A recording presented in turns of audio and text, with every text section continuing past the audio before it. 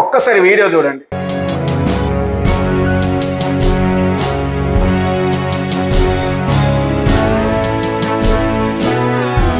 అలాగే ఈ వీడియో కూడా చూడండి.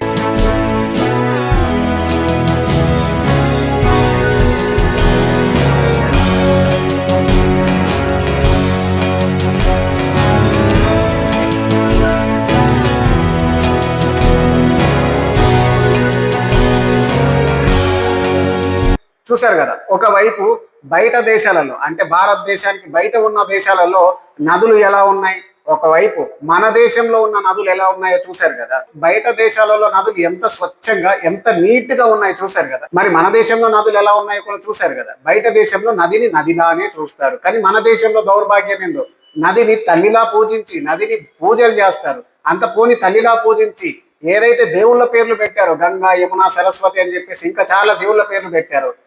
మరి మన దేశంలో తల్లిలా పూజిస్తామని చెప్పేసి దేవుళ్ళ పేర్లు పెట్టుకొని మరి ఏం చేస్తున్నాము, నదిని మొత్తం నాశనం చేసేస్తున్నాము. విపరీతమైన చెత్త, పూలు, పండ్లు, మన్ను, మశానం అన్ని వేసేసి నదిని కలుషితం చేస్తున్నాము. మరి బయట దేశాల్లో ఉన్నదానికి మన దేశంలో ఉన్నదానికి తేడా ఏముంది అంటే, వాళ్ళు నదిని నదిలా చూస్తారు, కానీ మనం అలా చూడము. నదిని అమ్మలా చూస్తాము, నదిని దేవునిలా చూస్తాము, కానీ మొత్తం నాశనం చేస్తాము. ఒకవేళ నదిని తల్లిలా చూస్తే గనక, మనమందరం నదిని తల్లిలా చూస్తే ఎంత పవిత్రంగా ఉంచుకోవాలి. మన అమ్మ మీద అలా ఇష్టం వచ్చినట్టు పూలు, పండ్లు, కుంకుమ, పసుపు అలా వేసేస్తే ఎలా ఉంటుంది, అందవికారంగా ఉండదా? అలాగే పుష్కరాల పేరిట చెత్త చెదరమంతా తీసుకొచ్చి అక్కడ పారేసి నదిని మొత్తం కలుషితం చేసేస్తున్నారు. ఇది మన దేశ పరిస్థితి.